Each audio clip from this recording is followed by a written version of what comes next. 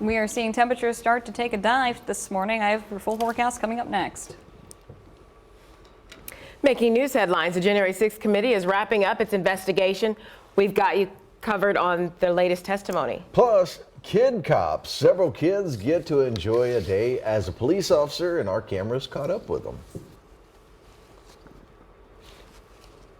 We'll take a look here. Water levels on the Mississippi River still low. This is a look at the river about a mile south of Cairo. The U.S. Coast Guard says more than 2,000 river barges are waiting to cross at various locations. That could lead to another major supply chain shortage. Right now, Coast Guard engineers dredging the river at several spots in an effort to get those ships moving. Well, good morning, everyone. It is Monday morning, very chilly out. I'm Dave Davis. And I'm Evie Allen, and we certainly appreciate you starting your chilly day with us. It is October 17th. Storm Track 3 Chief Meteorologist Nick Housen is out for the day, but Storm Track 3's Emily Pike is in for him. We're happy to have you. Good Monday morning to you. Well, thanks, and it's good to be back here, and glad it's warm, but good morning to all of you guys, and sorry to break the news to you that we are going to be tracking those temperatures, even dipping a little bit more. So taking a look, you can see we have Carbondale now dropping into those lower 40s, Mount Vernon finally now into those mid 30s, so a pretty cool start to your morning, and temperatures all around are going to be looking to drop furthermore. But they're going to be rising as we start to see that sunlight give us some nice daytime heating. We're going to notice those temperatures into those lower to mid 50s. A lot of sun in the forecast, but we're going to notice those winds pick up. But we're going to be tracking some more cool temperatures on the way, and we have a chance at breaking some records through the years, and I'll talk a little bit more about that, but we will notice those winds pick up. Very dry, makes for an elevated fire risk. Not doing so great with our current drought monitor. So when I come back, I'll talk about what all of this means combined for your forecast. All right, well, we begin now with Illinois American Water changing its water sources in the Cairo area. They say low water levels in the Ohio River makes the source unusable. Instead, groundwater from underground well will be used. Illinois American Water adds some people may notice some differences with its appearance, but it's nothing to worry about. This change will remain in effect until further notice. Well, in the News 3 follow-up, we've learned that a woman who fell at a Union County hiking spot has died. It happened at Inspiration Point Saturday evening. Our producers were able to make contact and confirm that information. Deputies were on scene until at least 8 that night. Authorities are still investigating just how the woman fell. Be sure to stay with News 3, though, as we work for more updates. On another hiking tragedy, take a look here. The area vac helped transport a woman who fell at Ferncliff yesterday. And you see here first responders all around those storage units. What they're doing is making the landing zone for the helicopter, which you'll see in just a moment, making its landing. There it is. Now, the Goreville Fire Department says a woman fell about 20 feet, had head trauma. Crews with Lake of Egypt and Marion Fire Departments were there, along with Johnson County Ambulance Service. They also helped. Now, we are still working to learn more about that woman's condition. An 18-year-old from Cape Girardeau County, Missouri, is in jail this morning facing first-degree murder charges. Isaiah James Turner was arrested yesterday morning. Police say he shot and killed 22-year-old Nathan Hinosa Jr. They say it happened near Bellevue and Fountain Street around 6 Saturday night. The Cape Girardeau and Ballinger County Major Case Squad was also called in to investigate. Police have not determined a motive yet. Well, the House Select Committee investigating the January 6th Capitol riots say they plan to finish by the end of December. They say they want to hear from former Secret Service Assistant Director Tom Arnado. Former White House aide Cassidy Hutchinson testified that Arnado told her that former President Donald Trump lunged at his guards when they told him he could not go to the Capitol. Now, the January 6th committee voted unanimously to subpoena the former president last week. If he refuses, the panel could send the Justice Department a criminal referral of contempt. Well, Trump's media company is also under fire. The SEC and federal prosecutors are investigating claims that violated federal securities law. That's due to a complaint from a former executive at Trump Media and Technology. He says the company tried to raise capital by making, quote, fraudulent misrepresentations about its finances. He also says Mr. Trump asked one employee to relinquish his shares in the company to Melania Trump and had him removed from the board of directors when he refused. Now, Trump Media says the whistleblower's accusations are, quote, false and defamatory. Well, early voting began for the November midterm elections in Georgia, which Republicans view as a must-win to secure Senate control. Polls show it is a close race there, but they also show Republicans are more likely to take control of the House due to concerns over the economy. New safety protocols are also launching at poll sites nationwide, and that includes extra security, bulletproof glass, and active shooter drills. Now, here are some of the topics that are at the forefront for the upcoming elections. According to an ABC News poll, economy is the most important to many Americans. Now, following behind that, education and inflation. Crime is number 4, despite making major headlines. So abortion and immigration fall below just all these topics. Well, there's nothing more heroic than saving a person's life, as we know. That's exactly what a group of first responders in Sikeston did. That's right. And this weekend, 6 individuals were recognized for their efforts. News 3's Carrie Keene has more. In the early morning hours of January 27th, Sikeston DPS Fire Division responded to a house fire.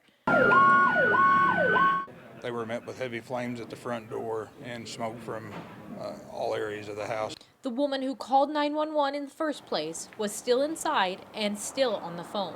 Our primary concern at that point is life safety. Immediately, DPS jumped into action. They managed to get into the structure and get the caller out of the flames and smoke. We train hard, we push them hard, we expect a lot from them, and they give that in return. So it's second nature. They don't hesitate to go into a burning building, put themselves in danger. Saturday, the 6 individuals who were part of that were recognized at the Sikeston VFW during the First Responders Banquet with a Life-Saving Valor Award and a new pin. When they save a life like this, I think this is just really emphasizes what we do, why we do what we do, and it reminds them how important it is and that people's lives are actually on the line, and you can make a difference. Although DPS feels supported by the community, the day-to-day of the job can overshadow some of the positive aspects. That's why it's so important to them to continue to recognize the efforts of officers like the 6 who saved the woman's life in January. In this day and time and the climate that there is, officers can really get focused on the wrong things sometimes. I've done that myself. It's real easy to do, and you got to remember why you're here, what you're here for. It's really for the community that you're here for. It reminds the entire Department of Public Safety what their purpose is: to protect. And it's a mentality that they feel they've built through the entire agency. There's a lot of pride. We got a lot of new guys. It's a different world we work in today for all first responders. So they're doing a good job. They're pulling together. A mentality that is reflected in the 6 individuals who were recognized this weekend. Reporting in Sikeston, Missouri, Carrie Keene, News 3. Well, also in Sikeston, some heroes in the making. Kids got to see what it's like to be on the SWAT team. The Sikeston Department of Public Safety hosted Kids SWAT Day. Take a look here. It took place at the Sikeston Sports Complex on Saturday. You can see the kids running through the obstacle course there, and it was made by the Special Operations Group. They were there to coach the kids all the way through the course and then show off their emergency vehicles. And of course, had to eat lunch. They had that as well. They also had 70 vendors for their trunk or treat Halloween event. So kind of a dual purpose event there. But look at all those kids. When I was a kid, I would have been all over that, Emily. But look at all of that sunshine. I wish we had that right now. My question to you is, could you have climbed through the little tube there? Well, I can do it right now. Go do it. And then we'll have to show everyone at home what that looks like. Right? Well, right now what we're looking at some cooler air moving in, and you can actually see some snow showers up there in Wisconsin and Michigan as well. They're dealing with their first big snowstorm, while we're still dealing with a clearing out from a cold front. And so with that, we're going to notice our winds picking up. So you can see there, Ellington 9 miles per hour, Festus at 11. We're going to notice those pick up from the northwest, gusting at times today. But we're also noticing right now our temperatures dropping. Mount Vernon now sitting into those mid-30s, while the rest of us are holding on tightly to those upper 40s. But when I come back, I'll talk more about our chances of a fire threat and tracking the cooler temperatures on the way. All right, thanks for that. Well, this is bow hunting season, but we're talking about political season as well. You got to be careful with all those political phone calls, especially the texts. That's because they may be trying to get more than just your vote.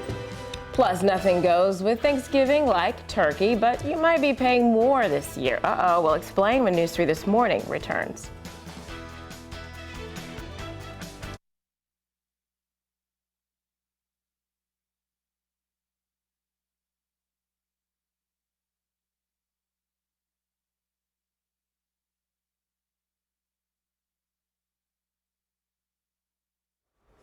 Oh yeah, it hurts.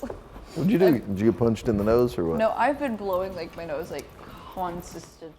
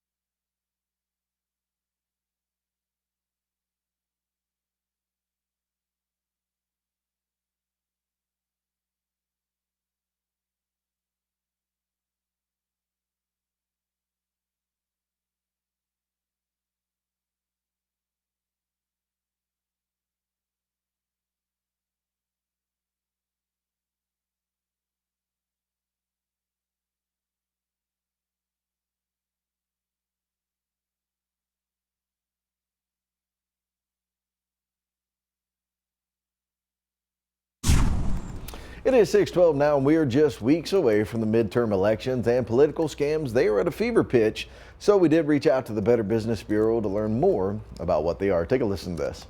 With Whitney Quick, the regional director of the Better Business Bureau. And Whitney, we are right in the heart of election season for the midterms. And I have to ask you, I've been getting a lot of text messages lately. I've not really clicked on them, but you got to be careful if you do, correct? Exactly. So we always want to be wary of any unsolicited text messages or emails because it can seem like once a candidate or a political party gets your email address or your text message that you hear from them all the time. Every time you check your inbox, they need your help. They want to know your point of view or a survey or anything. So candidates are persistent because people want to get involved to be in the know and to be part of the process. But scammers mimic campaign emails and text messages, not to get your vote, but to compromise your online safety. So you might receive a poll or a survey or donation request that is after your passion, your belief, desire, something. And that may actually be an attempt to steal your personal information. So what looks like a legitimate donation request may actually be an attempt to gain access to your bank account information. So before you donate or give personal information, research the organization that reached out and be wary of people who try to rush you to make a decision. So I answer calls all the time, actually on a weekly basis from viewers, and they go, "Hey, I got called from this person, I got called from this," and I try to tell people all the time, you treat everything with caution. Don't give out any information. And lately, you get a lot of people calling, going, "Hey, we'd like to know your thoughts on this," and so they're not just emailing, not just texting, they're also calling too. But that can be risky as well.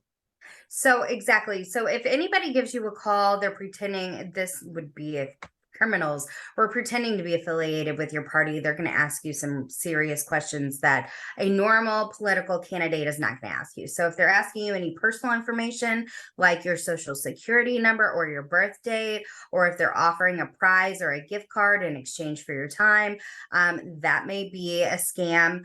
If they're asking you to donate funds, it's always safer just to go directly to the website. So make sure you're finding the correct website, and then registering to vote. So if somebody's calling you to register to vote, you can actually do that online, or you can go to your city hall and do that there.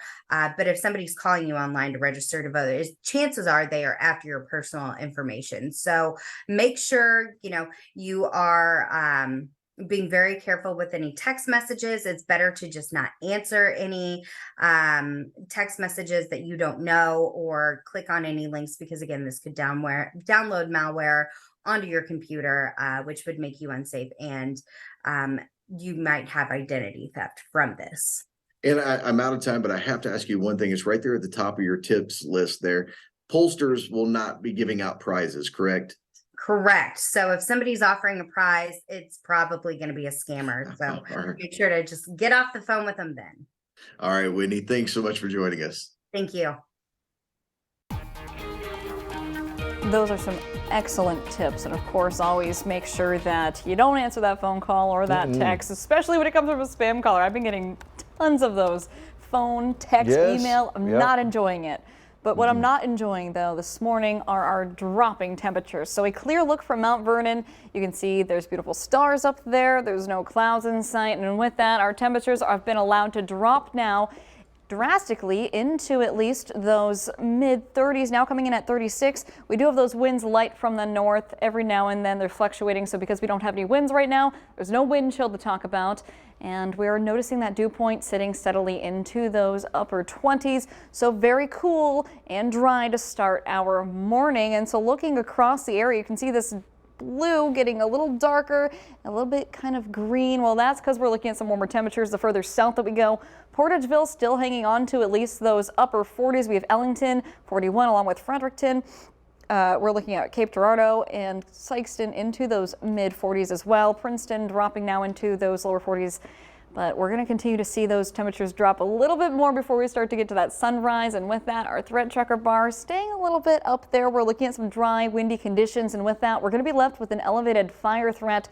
Good idea to make sure that you're not tossing out any cigarettes out the window. That can go pretty fast. Then we've upped the threat tracker bar into the moderate levels, because not only for Tuesday, but also into Wednesday, we are tracking conditions that are more favorable for frost and even some freeze conditions out there as well. So if you are going outside today, you're going to notice again temperatures dropping a little bit more before the sun rises, and we're going to start to slowly warm up by the afternoon hours into those lower 50s. It's possible a few of us down to the south could see those into the mid 50s as well, but more sun is on the way.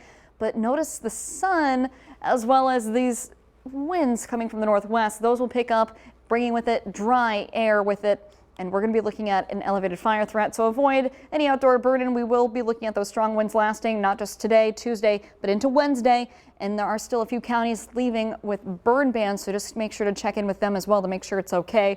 But over the next few hours and the next few days, I'd suggest leaving it alone. We are going to notice, because we're cool, we're clear, calm, temperature is going to be able to drop pretty drastically as we go into the evening hours. And then by the time we wake up into the early morning hours Tuesday, we're looking into those upper and mid 20s. So pretty big drop there. We have a freeze warning in effect from 9 this evening until 9 in the morning Tuesday. It's encompassing a lot of states, even surrounding us. And this cool air mass is going to be sticking around for quite a while over the next few days. So prepare for that if you are going outdoors. I would suggest maybe hats, gloves, mittens, and some extra time, because we are going to be looking at the potential of some frost as we go into Tuesday. Temperature morning lows dropping into those mid 20s. Then by Wednesday, we really take that dive into those lower 20s. Possibly we could see some teens out there as well. It just depends on those winds before we go back up and track some warmer temperatures into the weekend. So that's a lot to talk about. We have all this information on our Storm Track 3 app. You can download it today, Google Play or the Apple App Store. But as well as those cool temperatures, tracking sun. And then as we go into our weekend, we build up in those clouds and we notice our temperatures go up as well. So just keep that in mind. We are tracking some morning freezes, and it's not going to be a great way to end our growing season. It's the killing frost is what we're seeing. All right, thank you, Emily. Well, the NFL updated its concussion protocol after several recent head injuries. Now doctors are looking at how to increase safety in high school football. Medical Journal Pediatrics says head impacts and injuries can happen in games and practices. Researchers at Indiana University studied 74 players during practice and games. They recorded 7,300 head impacts. 310 were during practice drills with no contact. 3,300 were in drills with contact. The rest were during games. Doctors say the continued head trauma could have a severe effect later in life. All right, well, check this out. Starting today, millions of people will be able to buy hearing aids over the counter without a prescription. That's right. Hearing aids cost an average between $4,000 and $5,000. They are expensive, and they also require a note from a licensed audiologist. Now you can just buy them at Best Buy. Until now, though, only 1/5 of Americans over 70 were able to afford hearing aids. So fantastic news there. Now to a story, though, that I feel like we say this every year. Thanksgiving turkeys, they're saying they're going to cost more. We say it every year. Well, here's what they're saying for this year. Butchers nationwide say prices for meat could go up as the holiday season approaches. They say it's mainly due to the avian flu. Over 5 million turkeys died from it. Inflation and supply chain issues are also playing a factor. The National Turkey Federation says if you want to save some money and maybe a little disappointment, look for alternatives like beef, ham, or short ribs. I'm gonna tell you though, those are expensive as well. I don't know. I'm all about it though. Not tacos. Well, I'll tell you, can you hold a tune? I know you can, Evie, but can you do it while I pick your brain? Well, that's what one musician did while he's, undergoing surgery. So we'll let you listen to his tunes when News 3 This Morning returns.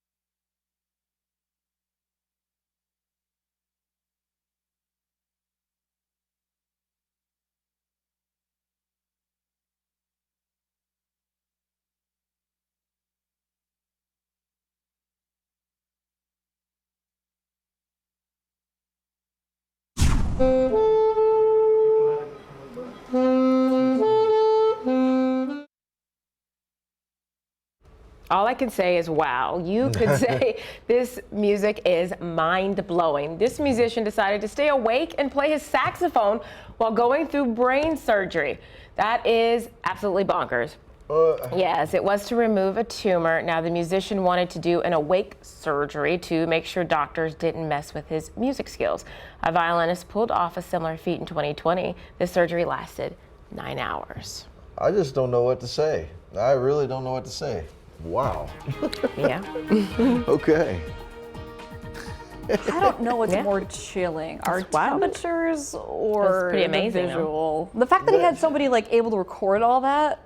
I couldn't do it. I couldn't do it. I'm Yeah, getting a it's little pretty queasy. So taking a look at our temperatures right now, some of us are dropping now into those mid-30s. I'm calling you out. Mount Vernon sitting at 36. We're seeing Berrien drop now a degree. Now we're seeing 40 degrees on the dot. Fredericktown reaching 41 along with Ellington. We're seeing Portageville still holding on tightly to 49. Now, if you are going out maybe for the school bus, you're probably going to notice it's a little cool out there. You're going to probably want to get that jacket out. After school times, we're looking at those lower 50s, mostly sunny sky. And eventually, we're going to be tracking some record-breaking cool air, potential for record-breaking cool air. So I'll continue to track these cool temps for you, and I'll have your full forecast coming up in the next half hour. Well, we still have more news for you at 6:30, including Sykeston veterans honored with a new memorial wall. And talk about some good music. We're going to show you off some local bands that were at a Jackson County festival. We'll let you have a taste of that music. But first, some major retailers are doing away with free returns ahead of the holiday season. ABC's Rebecca Jarvis has details in today's GMA First Look.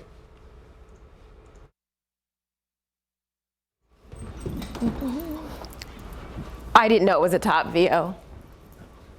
I thought we were coming back to me on camera. No, we didn't. It was a top VO. No, she's talking about for the GMA First Look. But that's not what I was talking about. No, I know. Yeah, when you said camera one, I thought we were coming back for the coming ups on camera. On camera one. Yeah.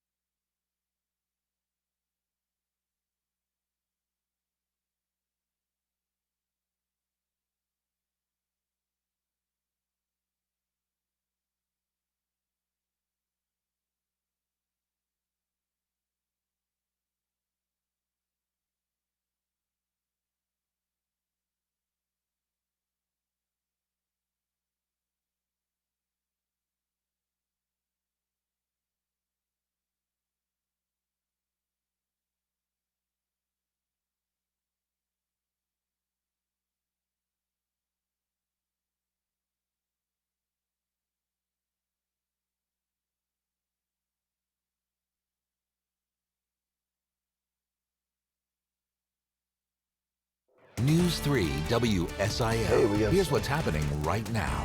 We are tracking the cool down, and it's going to continue into our week. I have your full forecast coming up soon. Honored. Local veterans are honored with a new memorial. We'll let you know where. Plus, low water levels on the Mississippi River allow some Missouri residents to walk a popular island. We've got you covered from WSIL News 3 this morning. Well, you are taking a live look outside of Mount Vernon. Oh, it is going to be a cold start to your day. The lights are out. Not too much traffic going on. Well, happy Monday morning to you all. We appreciate you starting your day with us. It is October 17th, and I'm Evie Allen. I'm Dave Davis, and we're flying through this month. We have Storm Track 3 chief meteorologist. We have Storm Track 3 Emily Pike here. Our chief meteorologist, Nick Housen, has the morning off. And it's just habit. We have Emily Pike with us, doing a fantastic job. Emily, I'm going to tell you something. That Tower Rock stuff looks pretty cool. I would love to go check that out. Yeah, maybe move your trucks though. Yeah. Or your cars. We're going to talk about that. Yeah, we're going to talk about that. Hey, that's just a tease to what you're going to see, and another tease of what you're going to see. These cool temperatures are actually going to get a little cooler as we go over the next few days. But let's talk about Mount Vernon. We saw a live look from there just a moment ago. Well, you're looking up and seeing temperatures right now into those mid-30s, whereas scooting down to the south, we're noticing temperatures are holding on to at least those mid and upper 40s. If you are on your way to the school bus, I'd make sure that I have that jacket handy, and we're going to stay cool as we go through the day, not reaching much more than at least those lower 50s. Plenty of sun to go around, but we could be looking at some record cold temperatures by midweek and even before that. So with that, your outdoor forecast going over the next few days. Okay, you have excellent, okay, and then winter coat. My favorite is the winter coat. So I have your full forecast and why you might need that winter coat coming up here in a few minutes. Coat, that works for me. All right, we're going to go back to Perry County, Missouri, where we're talking about Tower Rock. Check this out right here. Let's get to those images. Mississippi River extremely low, allowing people to walk out to Tower Rock. This island, normally you can't get to it. And check out all the people that showed up there, parked all over the place. Now the river level got down to 1.5 feet at Chester at the river gauge, and then dropped even further. It dropped to around 0, and of course this brought a lot of visitors to the area. And of course we were talking about not parking on the train tracks. Well, take a look at this. A train passing through scraped at least 2 vehicles. That's according to a witness that was on site. Look at the side of that truck right there. This is why you do not park next to a railroad track. So if you do go to Tower Rock, stay away from the tracks. Even if you don't see a train, stay away from them. Well, before you head out this morning, we have some traffic alerts that we want to make sure we pass along to you. Part of Route HH in Stoddard County will be closed for pavement repairs. Now, this is in between Route 153 and Route CC near Baker, Missouri. Work starts at 7 this morning and will go until 5 this evening, so here just under half an hour. And happening today, a work zone restriction in Paducah. That'll start at 8 and today and tomorrow and end at 1:30 both days. Now crews plan to restrict one of the lanes on Alvin Barkley Drive for base repairs. That's between exit 7 on Interstate 24 and the intersection at Lone Oak Road and Hannah Plaza. Both intersections at Cardinal Lane and South 40th Street are included in this work zone. Well, in Sykeston, a memorial wall honoring local veterans got its final touches. Well, that's right. And the organizers, they had to be patient. News 3's Carrie Keene has more on why. After 2 years of waiting for black granite slabs from Italy to make their way to the Missouri boot heel, the Sykeston Veterans Park was able to celebrate a brand new memorial wall. Oh, it's beautiful. I mean, it was worth the wait. Those guys have done a spectacular job. It was worth the wait. The wall recognizes Sykeston residents who died in wars. That includes World War I and II, Vietnam, and Korea.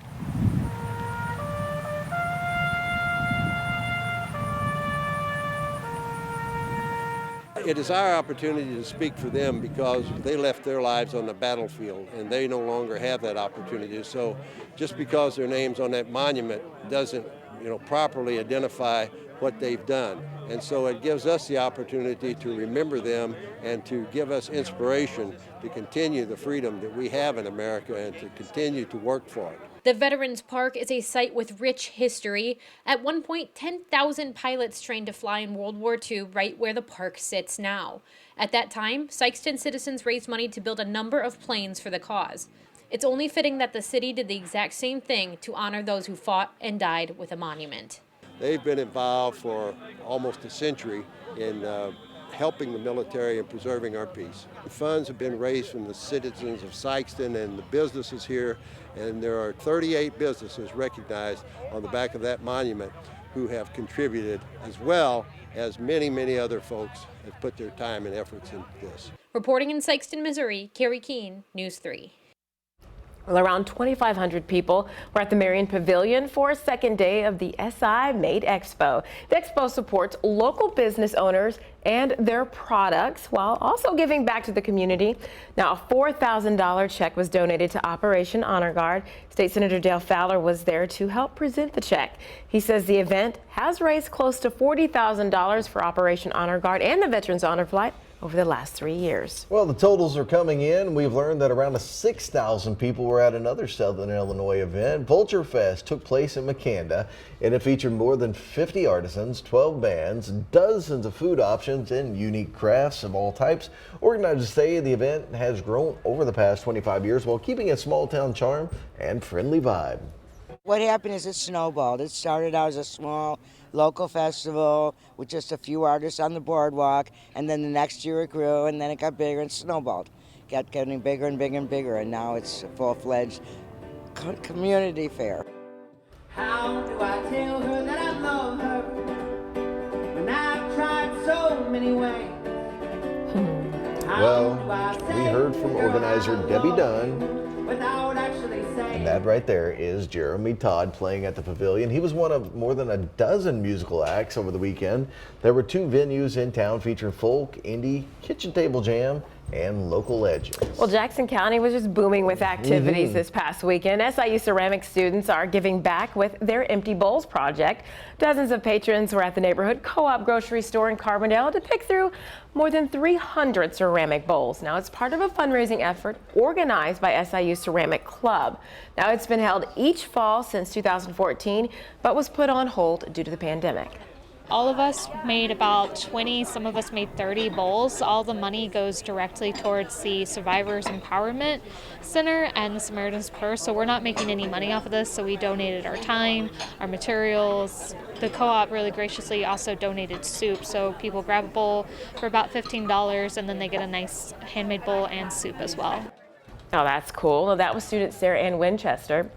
She says the bowls are keepsakes that when used will remind people of the need for resources. All right, Debbie, check this out. Our cameras caught up with even another event in Jackson County. SIU celebrating Halloween with their Great Glass Pumpkin Patch. More than 500 glass pumpkins were for sale. They were made by the SIU School of Art and Design and Student Organization and Southern Glassworks. Money raised will be used to fund education programs, field trips, and new equipment. Very cool. Very cool. And yes, my wife, if we weren't out of town, she'd have been over there in a heartbeat.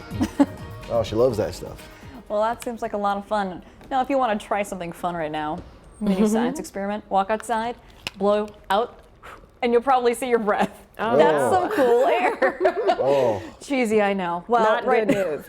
Well, what else do you expect, right? Well, we are seeing temperatures right now across the area starting to dip into those upper 30s, a few mid 30s out there, but a wide range of us waking up to cooler temps. And we're going to see those temps eventually rise as we go through the day, but not much more than at least those lower 50s. The winds will be picking up, making for an elevated fire threat before we bounce back into some freezing temperatures. I'll have your full forecast coming up next. All right, thank you, Emily. Well, SIU's Touch of Nature is getting into the Halloween spirit with a fun family tradition. Yes, we're going to have more on this festival during a live interview. Stay with us. You're watching News 3 This Morning.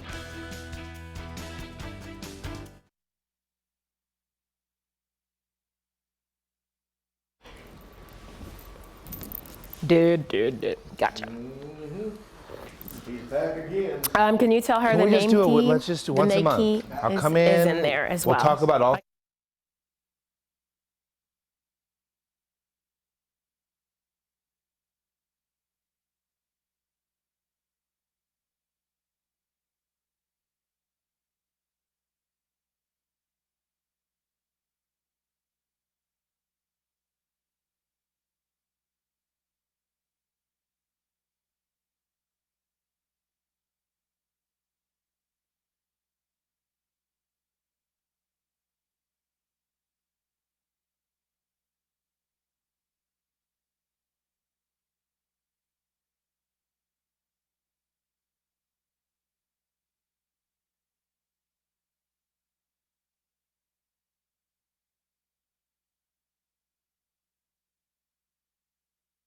Southern Illinois, I feel like every weekend is just some fun stuff.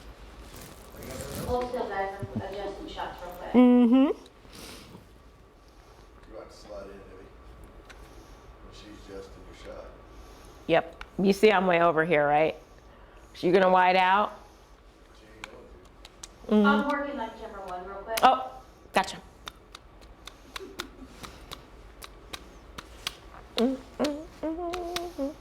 That's what I need right now, like a nice cover over. This ain't doing it. I'm telling you, the vest, I could do a whole new segment on the power of the vest. Because We might need to. Definitely better zoom in. Uh-huh. Because I'm gonna be 2 in this shot in that camera one. Oh, see for me, I love this thing all the time. Yeah, you're gonna want to zoom in on camera one. Yep. Yep. I teach a whole class at SIU about staying warm and going camping in the winter. So. Staying warm, Yeah. going camping. Did they want me starting at the pod, or did they want me at the wall instead of just the camera shot? It does, yeah. It's regular weather, so yeah. you won't have a camera. You'll start at the wall. Use 3 vests. Yeah. It says pod. Oh no, it's probably just templated in there like that. That's what I Yeah, was asking. just regular weather at the wall. Yeah, you're bad.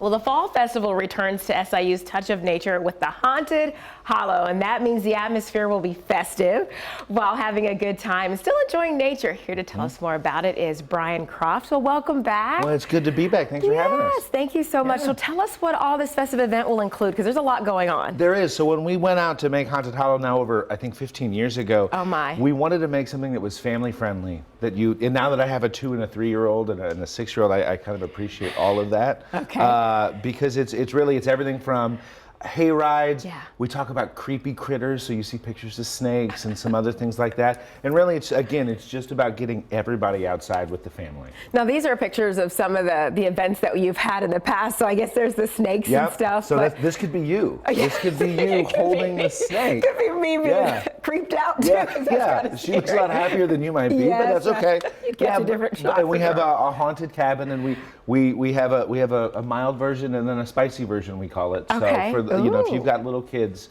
we definitely can get them a little bit of a haunted cabin, but nothing that scary. So I noticed in these photos that the kids are dressed up. So we like them. We like people to come dressed up. Yeah, well, it's Halloween. Yes.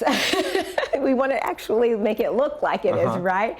So what are the times we're looking at? Yeah, for so this we're event? looking at 11 to 4. It's a nice, we're going to have food, so come hungry. We'll have food for sale. We'll have drinks. We'll have all kinds of frightening food. So our cook she loves going on Pinterest and finding all of like the little Unique Halloween stuff, yes. snacks. But there'll be free games. There will be some activities that are free and some it's like a carnival. So buy a ticket and then get on the hayride kind of thing. So, but we really want to make it family affordable. Absolutely. Well, if anybody has any questions, who should they contact? The best place is to go to our website, ton.siu.edu, and go to community events, and it's all right there.